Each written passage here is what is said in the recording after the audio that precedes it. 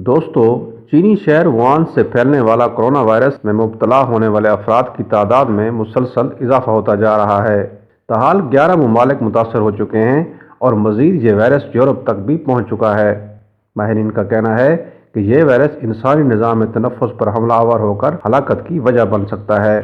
लिहाजा इस वायरस पर काबू पाने के लिए वुहान समेत 12 करीबी शहरियों के ट्रांसपोर्ट और पब्लिक मकामात को बंद कर दिया गया है।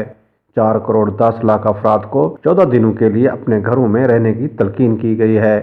नाज़रीन कराम, अगर हालात व वाक़यात का जायज़ा लिया जाए तो आज चीनियों को अपने शहरों में महदूद करने की हिदायत से 1400 साल पहले रसूलुल्लाह सल्लल्लाहु अलैहि वसल्लम की दी गई हिदायत याद आती हैं, क्योंकि मदीना मुनव्वरा में जब ताउन की वबा फैली तो आप सल्लल्लाहु अलैहि वसल्लम ने इस मर्ज़ में मुब्तला होने वाले अफराद को अपना शहर छोड़ने से मना कर दिया था ताकि ये मर्ज़ दूसरे सेहतमंद अफराद तक ना पहुँच सके।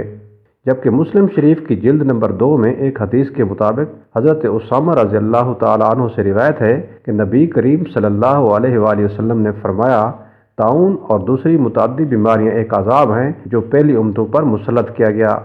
जब किसी इलाके या शहर में कोई वबा फैल जाए तो ज़रूरी है कि मुतासरा बाशिंदे अपना इलाका ना छोड़ें। दोस्तों, जो हिदायत और हिकमत अमली आज की मेडिकल साइंस में सामने आ रही है वो हादी दो जहां सल्लल्लाहु अलैहि वसल्लम ने हमें 1400 साल पहले ही बता दी थी। नाज़रीन कराम, जहां पर दुनिया भर के माहिरीन इस मर्ज़ से बचने के लिए एहतियाती तदाबीर बता रहे हैं, वहीं पर हमारे उलमाए कराम का कहना है कि नबी करीम सल्लल्लाहु अलैहि वसल्लम की आदीस पर अमल पैरा होकर इस मूज़ी मर्ज़ से बचा जा सकता है। और चूँकि सफ़ाई निस्फ़ ईमान है, इसलिए दिन में 5 मरतबा वज़ू करने से ऐसी पुरअसरार बीमारी से बचा जा सकता है।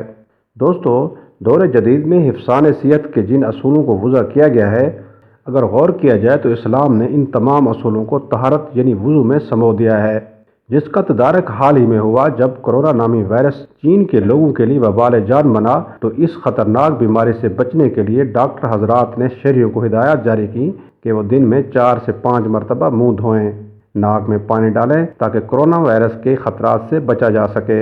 और साथ ही उन्होंने कहा है कि सांप और चमगादड़ जैसे मोहलिक जानवरों का गोश्त खाने से परहेज़ करें। नाज़रीन कराम, इस मामले में इस्लाम की हक़ानियत खुलकर सामने आ जाती है कि किस तरह इंसान की तमाम तर ज़िंदगी अहदीस नबवी सल्लल्लाहु अलैहि वसल्लम पर मुनहसर है। चुनांचे कुछ अरसा कबल एक चीनी डॉक्टर ने देखा कि एक मुसलमान वज़ू कर रहा है, तो वो मुसलमान के पास गया और पूछा कि जिस तरीके से आप मुंह हाथ धो रहे हैं, ये तरीका आपको किसने सिखाया?